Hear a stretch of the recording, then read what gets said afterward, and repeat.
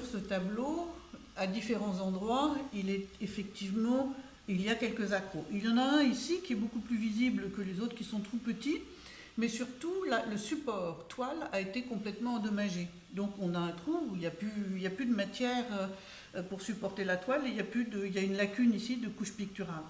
Donc comme la partie ici est quand même relativement plane, mais tout de même, on va faire ce qu'on appelle un cartonnage, c'est-à-dire qu'on va coller un léger craft ici et le mettre sous presse pour pouvoir avoir quelque chose de parfaitement plan. Et quand on va retourner le tableau, on pourra travailler au dos pour nettoyer le tableau et poser une pièce, parce que cette zone-là sera cartonnée. Cette zone-là, qui est presque complètement plane, mais pas complètement, donc on va faire un cartonnage. Je vais tremper ce papier dans de l'eau, tout simplement, mais il faut vraiment le tremper dedans, il ne faut pas uniquement le mouiller. Et ce craft, il a un côté avec de la colle et un côté où il n'y en a pas. Je colle complètement le papier ici. Voilà. Je prends, pour pas qu'il y ait trop d'eau non plus, faites attention à ce qu'il n'y ait pas des gouttes à côté, parce que l'eau, on en a besoin, mais c'est en même temps quelque chose d'un peu dangereux pour le tableau. Voilà, on va retourner le tableau et maintenant je vais vous montrer ce qui se passe de l'autre côté.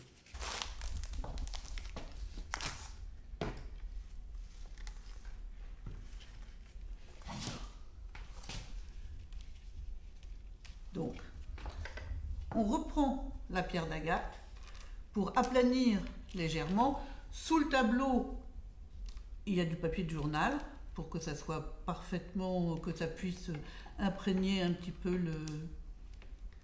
Voilà. Comme ça, avec ce papier, le craft, en séchant, ça va prendre à peu près une demi-heure, ça dépend de l'hygrométrie qu'il y a dans la pièce, mais c'est assez rapide. Quand le craft sera séché derrière, on va pouvoir intervenir au dos et préparer la toile pour pouvoir y poser une pièce.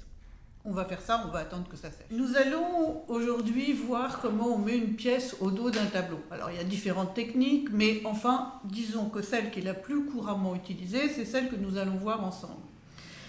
Comme vous le savez, on ne peut jamais rien coller sur un support qui est sale. Donc la pièce, le trou qui est ici, on a vu de l'autre côté qu'on avait fait un cartonnage pour pouvoir maintenir les franges du tableau et les bords du trou pour qu'on ne l'abîme pas, bien évidemment. Donc vous voyez où est placé ce trou, il est en même temps extrêmement mal placé parce qu'il est aussi sous la barre du châssis. Donc il va falloir, pour nettoyer, poncer légèrement. Alors d'habitude on utilise toujours des petits bouts de papier de verre comme ça, mais là on l'a collé au bout d'un bâton, ce qui est une invention qui a changé le cours du XXe siècle, comme vous pouvez l'imaginer.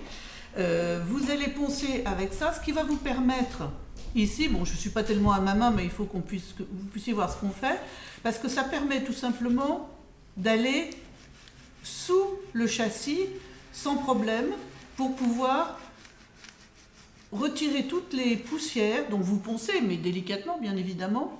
Je dis ça pour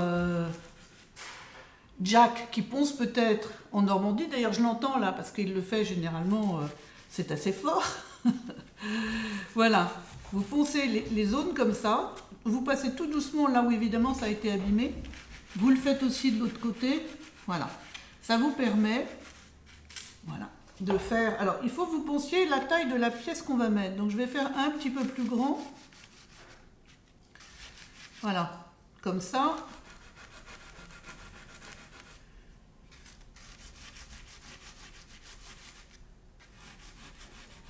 Voilà. Il faut toujours faire les choses de manière...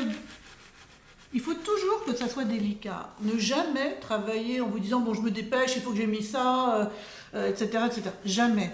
Dès que vous sentez d'ailleurs que vous êtes pressé parce que vous avez quelque chose d'autre à faire après, arrêtez-vous de travailler. C'est un conseil précieux.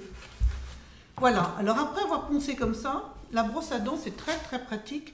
Il faut bien la tourner sur elle-même et vous avez, alors vous ne pouvez pas le voir là parce que c'est un peu loin, mais vous faites bien comme ça pour retirer toute la poussière qui a été générée par le fait de poncer la toile. Alors il faut essayer de passer derrière évidemment. Vous pouvez aussi mettre un livre légèrement comme ça pour maintenir, soulever le châssis pour pouvoir avoir un accès plus facile à la toile.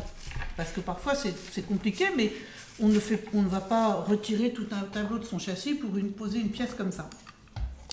Donc vous avez, en règle générale, la toile de lin, qui est une toile qui a été décatie, bien évidemment, pour bouger le moins possible à l'humidité, ou des toiles modernes, dites de lin tissé, qui est très très bien parce que ça ne va créer aucune tension sur votre tableau, mais c'est tout de même beaucoup plus fin et plus fragile. Donc ces toiles-là, on s'en sert beaucoup pour les œuvres contemporaines, pour ne pas mettre des gros morceaux de toile comme ça.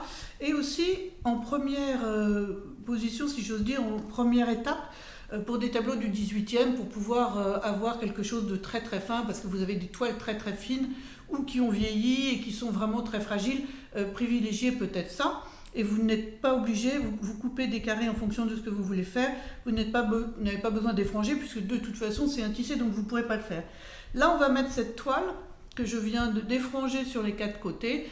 Le fait de l'effranger permet, quand on va coller partout, la tension créée par les franges ici et la colle sera moindre que la tension qui est là. Donc ça atténue les tensions, parce que poser une pièce, c'est tout simple, c'est toujours pareil, tout est simple, mais il faut savoir le faire correctement.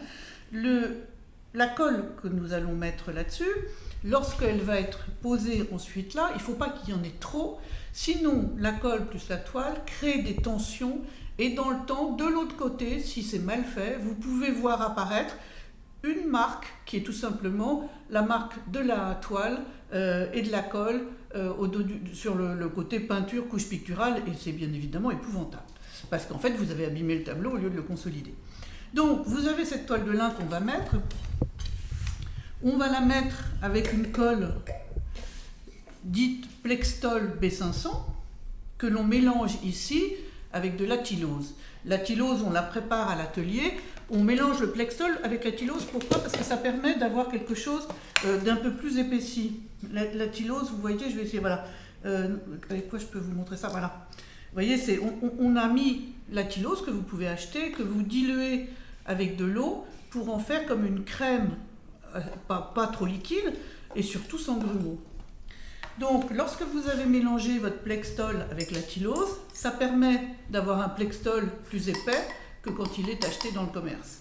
Donc, ça nous permet de pouvoir travailler plus facilement. On se met toujours sur un support avec du journal, vous étalez votre colle sans en mettre trop. Hop, je pousse ça pour que vous puissiez le voir clairement. Voilà. Vous voyez, c'est bien étalé. J'attrape ma pièce, je la glisse sous le châssis et je vais créer une pression avec ma spatule. Voilà, en partant du centre et en allant vers les extérieurs pour pouvoir bien aplanir. Alors au départ, ma spatule était comme ça, mais après 40 ans de travail, le Plextol, qui est une sorte de matière plastique, a collé.